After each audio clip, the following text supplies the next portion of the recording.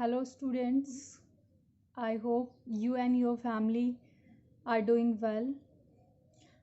In last video, we discussed about the application of dimensional analysis, and our first application is to check correctness of a physical quantity. We discussed this in last class and we have solved numerical based on this equation. Today our next application is to derive relation between physical quantities. हमें क्या करना है, हमें दो या दो से ज़्यादा टू और मोर क्वांटिटीज़ के बीच में हमें क्या करना है, रिलेशन फाइंड आउट करना है. आपको क्वांटिटीज़ गिवन होंगी, आपको जैसे आपको कह दिया कि फोर्स है, फोर्स जो है वो मास पे डिपेंड करता है, वेलोसिटी पे डिपेंड करता है. सेंट्रीपिटल फोर्स मास पे डिपेंड कर रहा है, वेलोसिटी पे डिपेंड कर रहा है और रेडियस पे डिपेंड कर रहा है. आपसे कह दिया जाए कि इनमें रिलेशन स्टेब्लिश करना है हमें, तो कैसे करेंगे? ये मास के डायरेक्टली प्रोपोर्शनल है या इन्वर्सली प्रोपोर्शनल है. किसी भी फिजिकल क्वांटिटीज़ के कोई क्वांटिटी डायरेक्टली प्रोपोर्शनल है या इन्वर्सली प्रोपोर्शनल है, कितनी पावर पे डिपेंड कर रही है, वो हम इस एप्लीकेशन में फाइंड आउट करेंगे. तो देखिए इस पे न्यूमेरिकल हमें क्या करना है कि गिवन क्वांटिटीज़ होंगी आपको और रिलेशन फाइंड आउट करना है. Okay, look at this numerical using method of dimensions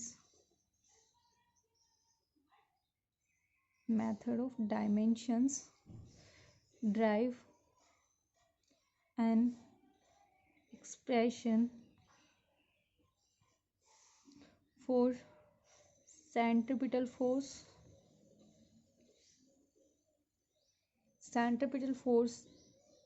F का रिलेशन फाइंड करना है on acting on A particle of mass m moving with velocity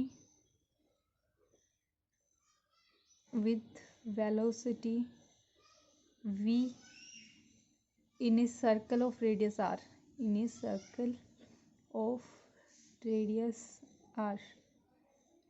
अब देखिए स्टूडेंट्स, हमें क्या क्या क्वांटिटीज़ गिवन है और किसके लिए हमें फॉर्मूला फाइंड आउट करना है. तो फर्स्टली इसने कहा है कि drive an expression for centripetal force. हमें किसका फॉर्मूला ड्राइव करना है? फोर्स का, सेंट्रीपिटल फोर्स का. ठीक है, और उस फॉर्मूले में कौन कौन सी फिजिकल क्वांटिटीज़ यूज होंगी? तो वो है, इसने कहा है मास मूविंग विद वेलोसिटी v. तो फर्स्ट क्वांटिटी क्या होगी? मास होगा उस फॉर्मूले में, दूसरी क्या होगा? वेलोसिटी होगी, और तीसरी क्या होगी?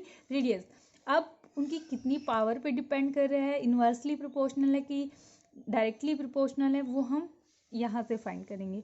तो उसका सॉल्यूशन देखिए. फर्स्टली हमें क्या करना है कि फोर्स इन क्वांटिटीज़ पे डिपेंड करता है, तो हम ये मान के चल सकते हैं कि force is directly proportional to mass. Mass की कितनी पावर पे ये हमें नहीं पता. ठीक है, मास की सिंगल पावर पे डिपेंड करता है, मास के स्क्वायर पे डिपेंड करता है, हमें नहीं पता. तो हम क्या ले लेंगे? ma.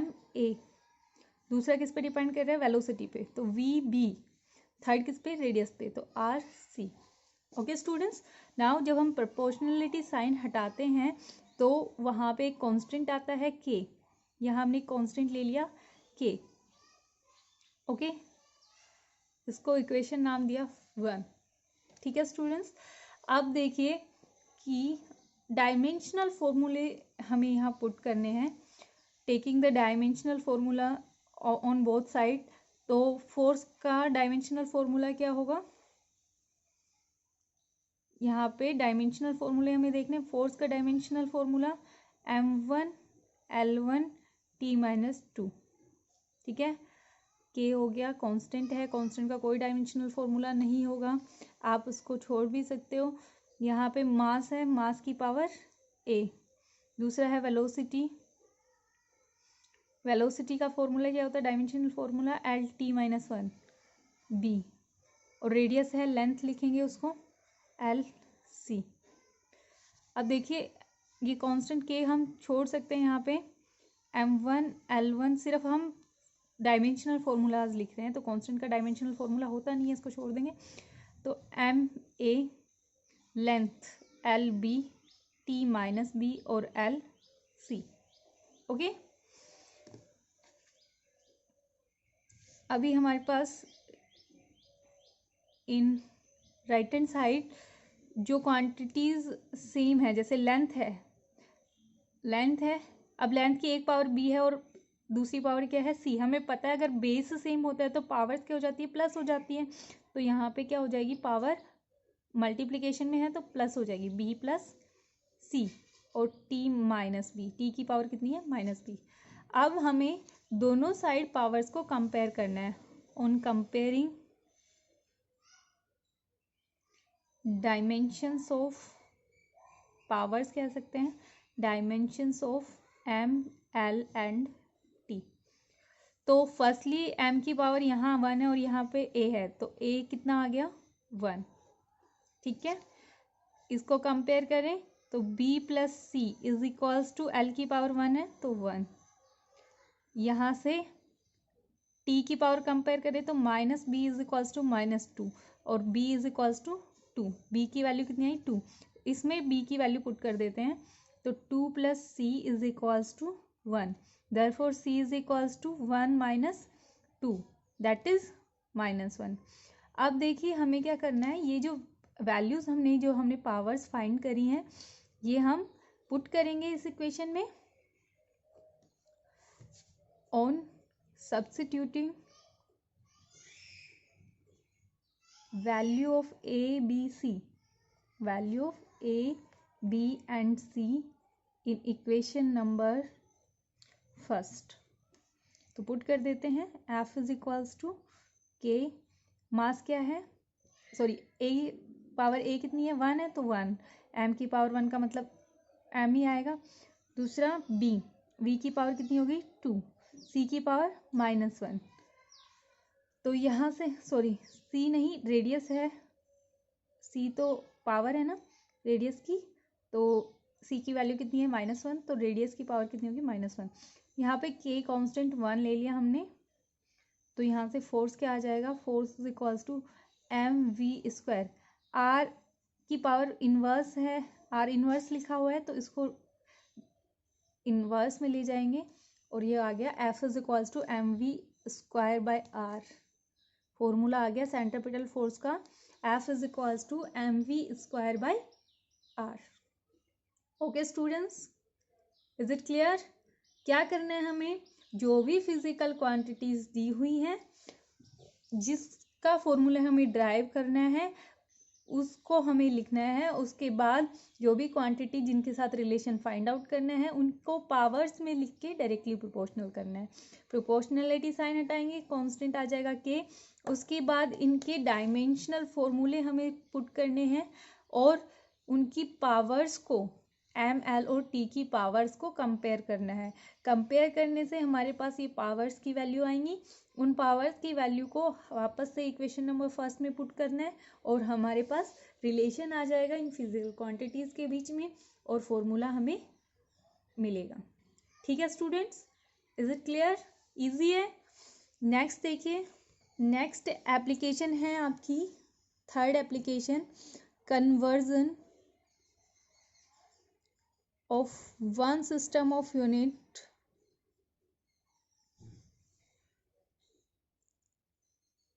unit to another। कैसे समझेंगे आप? जैसे मैंने बताया था आपको कि जो यूनिट को मेज़र करने का सिस्टम होता है, एक होता है एसआई सिस्टम, इंटरनेशनल सिस्टम होता है, एक सीजीएस सिस्टम होता है, एक आपके एफपीएस सिस्टम होता है। तो इस तरीके से बहुत सारे सिस्टम है। अगर इन दो सिस्टम में, किन्हीं दो सिस्टम में उन यूनिट्स को कंपेयर करें तो उनके बीच में क्या रिलेशन आता है, तो वहाँ पे हमें कन्वर्जन करना है। जैसे फॉर एग्जांपल हम यहाँ ले लेते हैं, फॉर एग्जांपल 1 जूल जो होता है, 1 जूल वर्क, 1 जूल एनर्जी, वो होता है 10⁻7 अर्ग के। कितने? 10⁻7 अर्ग के। यहाँ पे इंटरनेशनल सिस्टम है, ऐसा ही सिस्टम में जो यूनिट है वो वर्क की क्या है, जूल है। और सीजीएस सिस्टम जो यूनिट होती है वो होती है अर्ग। तो यहाँ पे हमने दो सिस्टम की यूनिट्स को क्या कर दिया है, कंपेयर किया है, उनको एक सिस्टम की यूनिट को दूसरे सिस्टम की यूनिट में कन्वर्ट किया है। 1 जूल को अर्ग में कन्वर्ट किया है, तो 10⁻1 जूल इज इक्वल टू 10⁻7 अर्ग। Is it clear students?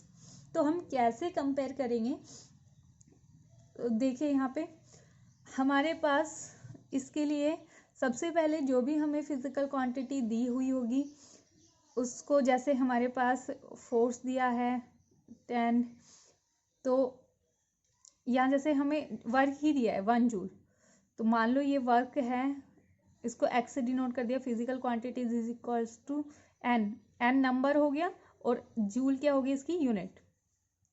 समझ गए बात? हम जैसे वर्क को ही डिनोट करें, यहाँ पे x equals to N U का क्या मतलब, वर्क है उसको 1 जूल से डिनोट किया, तो x क्या है, वर्क है, कोई भी फिजिकल क्वांटिटी वर्क के अलावा, एन उसकी यूनिट, जैसे इंटरनेशनल सिस्टम में उसकी यूनिट है जूल और एन क्या है नंबर 1 जूल, यहाँ पे 10⁻7 अर्ग, ठीक है। तो x equals to N U लिखा हमने। अब एक में उसकी यूनिट है n1 u1 लिखेंगे, जैसे 1 जूल, और दूसरे में n2, नंबर चेंज हो गया, 10⁻7 यूनिट क्या हो गई अर्ग, तो n2 u2, दो सिस्टम में हो गया, ये दोनों क्या होंगे इक्वल 1 जूल। और तो यहाँ से अगर हम इन n2 की वैल्यू हमें फाइंड करनी है ना कि ये कितने के इक्वल है, 1 जूल कितने अर्ग के इक्वल है, तो n2 हमें फाइंड करना है। तो इसके लिए क्या करेंगे, n1 यूनिट किस में होती है, फंडामेंटल यूनिट्स की टर्म में लिखेंगे, तो m1 a1 sorry a l1b t1 c, n2 same रखेंगे, यहाँ पे हो गया m2 a l2b और t2 c। n2 की वैल्यू फाइंड आउट करनी है, तो इस तरीके से, तो n1 m1 a l1b t1 c divided by m2 a l2b और t2 c। इसको हम एज अ होल लिख सकते हैं, m1 bye m2 a l1 bye l2 b और t1 बाय t2 c। ठीक है स्टूडेंट्स, तो इस तरीके से हम ये वैल्यू फाइंड कर सकते हैं। ये हमने सिर्फ एग्जांपल के तौर पे लिया था, 1 जूल इज इक्वल्स टू 10⁻7 अर्ग। ये हम क्या करेंगे कन्वर्जन के लिए, ये तो एक स्पेसिफिक यूनिट हो गई जूल की अर्ग में 10⁻7 अर्ग। हमें कोई फिजिकल क्वांटिटी दी होगी, उसको हम कैसे लिखते हैं, उसका नंबर और उसकी यूनिट, ठीक है। जैसे 1 जूल, तो 1 एन की वैल्यू 1 और यूनिट क्या है जूल। इसी तरीके से हमने देखा 1 जूल और 10⁻7 अर्ग के इक्वल है, तो मान लो 1 जूल मतलब n1 u1, first SI system में हो गया नंबर और उसकी यूनिट, नंबर और उसकी यूनिट सीजीएस सिस्टम में। बाकी फंडामेंटल यूनिट्स में डायमेंशनल फॉर्मूला लिखा, उसके बाद n2 की वैल्यू फाइंड आउट कर ली। अब देखिए इसका एग्जाम्पल, कन्वर्ट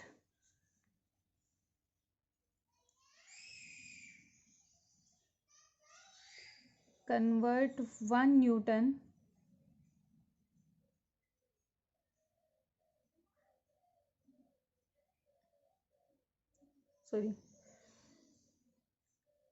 convert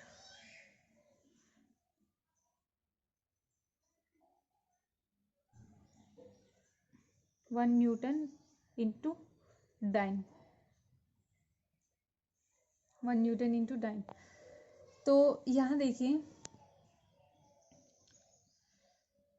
फोर्स की यूनिट होती है न्यूटन, एसआई सिस्टम में, इन एसआई सिस्टम फोर्स की यूनिट क्या होती है न्यूटन, और इन सीजीएस सिस्टम फोर्स की यूनिट होती है डाइन। ठीक है बेटा, अब हमें 1 न्यूटन को डाइन्स में कन्वर्ट करना है कि 1 न्यूटन कितने डाइन के इक्वल होगा। तो सबसे पहले जैसे हमने यहाँ पे लिखा हुआ है इसके सॉल्यूशन के लिए, तो 1 न्यूटन इज इक्वल्स टू, यहाँ हम लिख देंगे हाउ मैनी, इसको क्या मान लें, n मान लेते हैं, n डाइन्स। ठीक है, अब वही एन की वैल्यू हमें फाइंड करनी है। देखिए 1 न्यूटन को हम क्या लिख सकते हैं, न्यूटन फोर्स क्या होता है, मास इंटू एक्सेलरेशन, तो मास किलोग्राम और मीटर पर सेकेंड स्क्वायर ये होगा।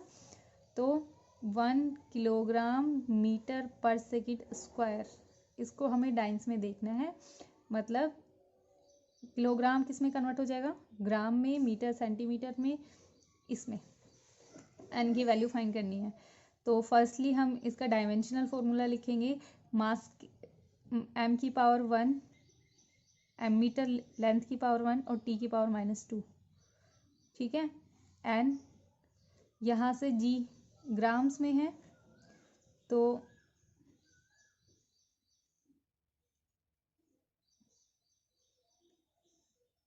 ये 1 सेकेंड अपॉन 1 सेकेंड -2। तो यहाँ से हमारे पास देखिए ग्राम से ग्राम 10⁻³ हुआ, तो इसको हम लिख सकते हैं, ये तो कैंसिल हो गया, 1 बचा, 1 की पावर -2 1 ही आएगी। और यहाँ से ये देखिए ग्राम से ग्राम कैंसिल हो जाएगा, 10⁻3, तो ये बचा 10⁻3, सेंटीमीटर से सेंटीमीटर कैंसिल 10⁻2, और ये 1 है ही, तो कितना बचा 10⁻5। और क्या है ये अर्ग्स में फाइंड कर रहे थे, तो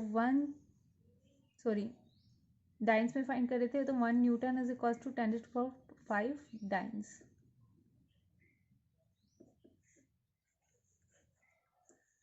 ठीक है, एन की वैल्यू आ गई थी जो हमने यहाँ सब्स्टिट्यूट की थी। Okay students, is it clear? Worksheet में हम इन पे बेस्ड क्वेश्चंस करेंगे, अगर कोई कंफ्यूजन है तो डिस्कस कर सकते हैं आप। Thanks a lot, take care, stay home, stay safe.